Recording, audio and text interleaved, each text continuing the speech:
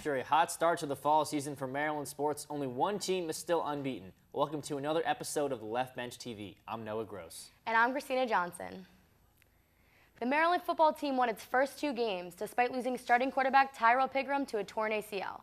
Freshman Kasim Hill stepped in and carried the team into Week 3. UCF in town and the Terps looking to start 3-0. Late first quarter, Hill on the run, spins and is crushed by the UCF defense. The freshman down on the field, he would not return. Next man up, Max Bortenschlager. Not a fun day for him. 15 of 26 with 132 yards and 2 interceptions. He did manage to hook up with DJ Moore for a score, but that was the lone touchdown of the game for Maryland. Terps suffer their first loss of the season, fall to UCF 38-10. We now welcome football beat writer Jake Brodsky into the studio. Jake, less than ideal game Saturday, but the biggest story was the quarterback. Yeah, the Terps lost Tyrell Pigram against Texas. They lost Kasim Hill early in this one, and Max Bortenschlager is going to need to figure out a way to be more efficient on offense if the Terps want to keep up their frenetic scoring pace. You mentioned Bortenschlager. If Hill has to miss a significant amount of time, what can we expect from him? Maryland's going to need him to figure out how to complete some passes downfield at a good clip because they struggled to get the ball off. They had 5 sacks in the second half last week, and they weren't able to run the ball as effectively as they were in their previous matchups. He's going to need to clear up some space in the box for them, so that way the explosive running game can take effect. And Jake, with a question mark at quarterback now for Maryland, can we expect this defense to step up? Definitely. They did a really good job rushing the passer in their first 2 games. They struggled a little bit last week against UCF's Mackenzie Milton because he is so athletic. But against some of the slower, more pocket-bound passers of the Big Ten, expect them to make a difference. Thanks, Jake.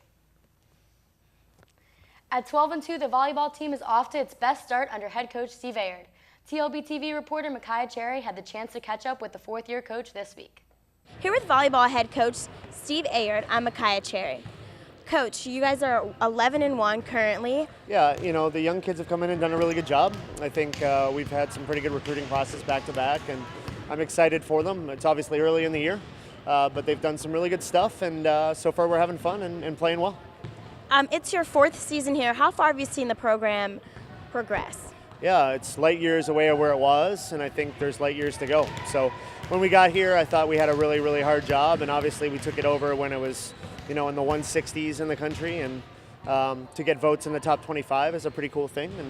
But it's day by day. We want to get a little bit better and 1% better every day. And by no means have I thought we've arrived or we're built or any of that nonsense. We're just trying to get better every day.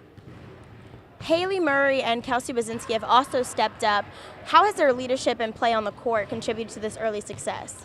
Well, Haley has done everything we've asked her to do since she's been here. Great human being, is in elite shape physically, and really sold out this summer to be in great shape and do good stuff. And she's having a spectacular year, someone we're counting on a lot. You know, Kelsey has been battling injury on and off, but when she's right, she's as good as it gets at the position in the conference. And, you know, our hope is that we can tape her together and make sure she can keep playing. With growth comes growing pains. How did your loss to Washington factor into the long-term goal? Yeah, I think it was great. I mean, they came here and slapped us around pretty good, and they're a Final Four level team with a lot of seniors that play. You know, they start 5 seniors, and we're a long way away from that. But we've got 12 kids on the program that are sophomore or younger, and the expectation, this isn't the year. It's not, you know, I'm not bummed if we lose a match to a really good team. We've got time to develop, and I believe in the young kids. I know they'll keep learning lessons, and in time, I think we're going to be really, really good. Well, thank you, Coach Ayard, and back to you guys at the desk. Thanks, Micaiah. The Terps are a couple games into Big Ten play. They lost to Ohio State in straight sets, but swept Indiana. This coming weekend, they'll play 2 matches in Michigan, facing the Wolverines and the Spartans. Well, we said there's one undefeated team on campus. It's the men's soccer team. 8 games into the year, Sasha Shravsky's club is 6-0-2. Junior forward Gordon Wild leading the team with 5 goals. Goalie Dane St. Clair giving up just 4 on the season. Coming off a draw against Michigan State, Shravsky pleased with his team so far. When you're a coach and the games come fast and furious, you don't pay attention to your records that much. You just want to keep getting better. And I thought we had a really good performance at Michigan State, again in front of 4,500 people. A great away setting against a very good team. Field hockey wrapping up a week-long 4-game homestand this past Sunday. 14th-ranked Northwestern visiting the Field Hockey and Lacrosse Complex. The Wildcats dominated the first half with an early goal, but the Terps fired back, scoring with 6 minutes left in the first. 1-1 at the break. Maryland came out strong in the second half, taking a 2-1 lead as Lane Holzbohr finds the back of the cage. Northwestern scores 2 more through the rest of the game. Maryland not able to rally back. Terps fall 3-2. We now welcome in field hockey reporter Micaiah Cherry. Micaiah, the Terps have lost 2 of their last 3 games. What has gone wrong? The Terps are a team that definitely needs to be able to strike first and fast. In the Northwestern game, there were a few reviews towards the end of the game where the Terps, their momentum was stopped, and that definitely resulted in a loss. So the Terps are struggling, but they're a team with a lot of transfers. How are these transfers fitting in?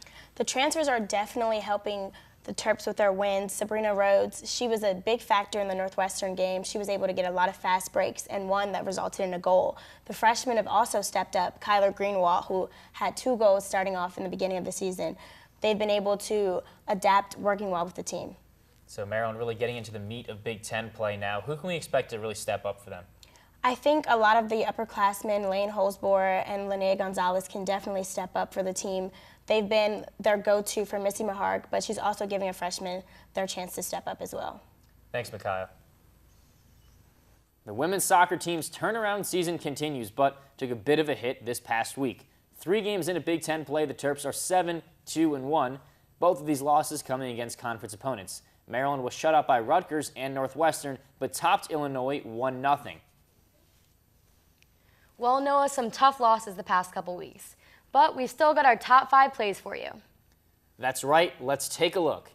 At number 5, Terps volleyball taking on Oklahoma in the Maryland Challenge. Haley Murray with a huge kill against the Sooners. Terps win in straight sets.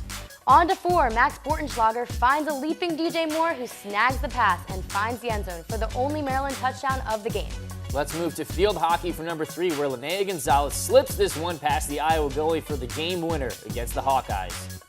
A trio of goals for number 2. The men's soccer team scored 3 second-half goals against Rutgers.